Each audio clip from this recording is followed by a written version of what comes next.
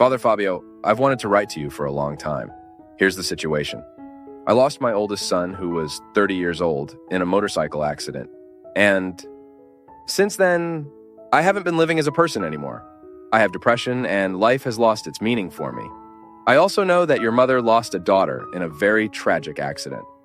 I would like you to help me. Please, give me an answer that can ease my anguish. I know that many other people also go through this difficulty, right? You didn't mention how long you've lived with this experience. I don't know how long ago the accident with your son happened. I'll speak from the experience I saw in my own home. The death of my sister was very tragic for all of us. It's not easy to lose. My mother, especially, lost a daughter at 29. Years old, full of life, beautiful, full of projects, with a son to raise.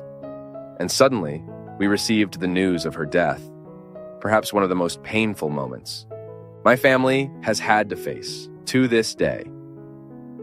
I remember when I found my mother. As soon as I arrived, I was living in Taraboa at the time. I traveled all day to get there, received the news in the morning, and managed to get to my mother's house that night. And I remember that I found a woman extremely distressed. Of course, it's natural for it to be like that. My mother was devastated, poor thing. But I noticed that in that woman's hands was a small object. It was a rosary, very small, which she held from the moment she heard the news of my sister's death. What I saw immediately after was a harsh suffering, really harsh. I witnessed many terrible situations involving my mother's pain. My mother had to go to Belo Horizonte soon after, where my sister lived. Her apartment was closed.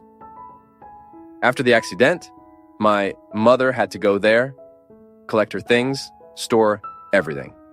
And I realized that watching my mother face all that, I discovered something.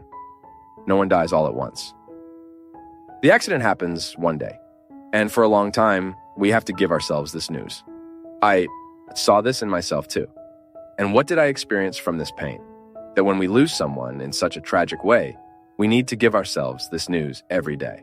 Because interestingly, it's not that it hurts more or less, it's that we are less prepared, right? If you follow a person's illness, you follow that process. There comes a time when the family almost wishes that person would stop suffering. But not in this case. When someone is abruptly taken from our lives, like your son was, like my sister was, like so many other stories, like what has happened in so many families where children were drastically taken from their homes, from their families, because of accidents, died, and suddenly are no longer there, we find that we will organize the mourning every day. There's no way around it. Every day I woke up and felt the impact of that terrible news. Sometimes I woke up in the middle of the night. I cried a lot because my sister left a huge void in my life. Time changes the way we feel it. But it was very hard, very hard. And I remember that my mother went through the same process. She talked about the struggle it was for her to face that house without my sister's presence, to live through that painful process of going to the apartment where she lived, organizing her things, arranging everything so that life could go on. In my mother's organization of her grief, God was present the whole time. I think that scene I saw on the day of my sister's death, my mother holding that rosary, a symbol of faith, was, for me, like seeing the result of faith in a person's life. Not once did I see my mother blaspheming. Not once did I see my mother rebelling against God, even though I think that is also natural. If you have blasphemed, if you are angry with God, don't blame yourself for it. I think this process is natural, right? I repeat, every day we give ourselves the news. Every day you need to tell yourself, my son is dead. And the reactions will be different because the human heart is dynamic. We cannot expect the same response. One day you will be a little angrier. One day you will be calmer. One day you will be, lighter. One day it will be heavier.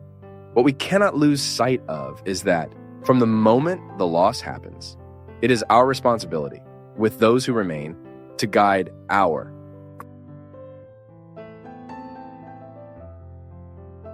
We continue tomorrow in the next video. Complete conference links in the description.